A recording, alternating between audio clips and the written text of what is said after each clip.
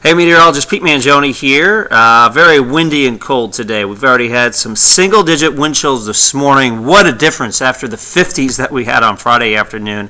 The very strong wind gusts continue throughout the day. Wind advisory in effect until about 3 o'clock in the afternoon. And notice these gusts, 45, even 50 possible from now until, I'd say 3 p.m. At that point, I'd say the worst of the winds start to die down, but you still have some gusts of 30 to 35 miles an hour. So it's not calm by any means, but in terms of tracking potentially some scattered wind damage and outages and things like that, our main time frame would be late morning into the early part of Saturday afternoon. Just remember, 2 hands on the steering wheel, 10 and 2. I know that when I drive out in these type of conditions, sometimes it feels like I have a flat tire, and I think that's really the wind trying to take control of the car for me. All right, enough driving advice from me. Let's talk about wind chills.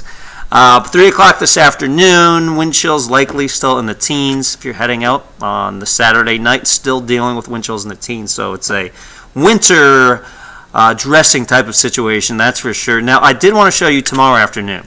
I realize this isn't great, but it's an improvement. Tomorrow afternoon, we at least get those wind chills in the mid-20s.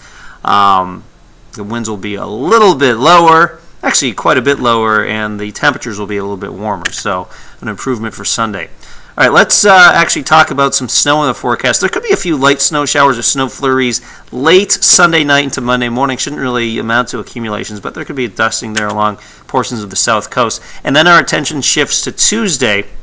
Now notice, by Tuesday afternoon, I do think pretty much all of our area starts off with snow, and then typical pattern this year has been to change this over to rain, and I do think that happens again. So Tuesday night into Wednesday morning, you could see that changeover to rain occurs. Now, a lot can still change. Should that changeover process happen more slowly, it could mean a little bit more in terms of snowfall accumulations.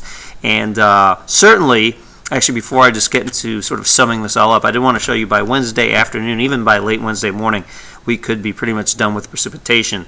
I did just want to let you know that at this point, we're not forecasting a blockbuster snowstorm for our area. I would say the best chance of significant snow accumulations would be central and northern New England. But should the track of the storm change, then we'd have to monitor for some potentially more significant accumulations for our area. I just don't see that in the forecast right now, but it's still many days out. I would say that the Tuesday evening commute could be slick or snow covered, and then the Wednesday morning commute could be either wet or maybe icy, depending on how that changeover process occurs. So both the Tuesday evening and Wednesday morning commutes could be at least slow, if not maybe a little worse than that, depending on how the storm pans out. We'll keep you updated on that. TJ Del Santo has another update coming up later today on Weather Now.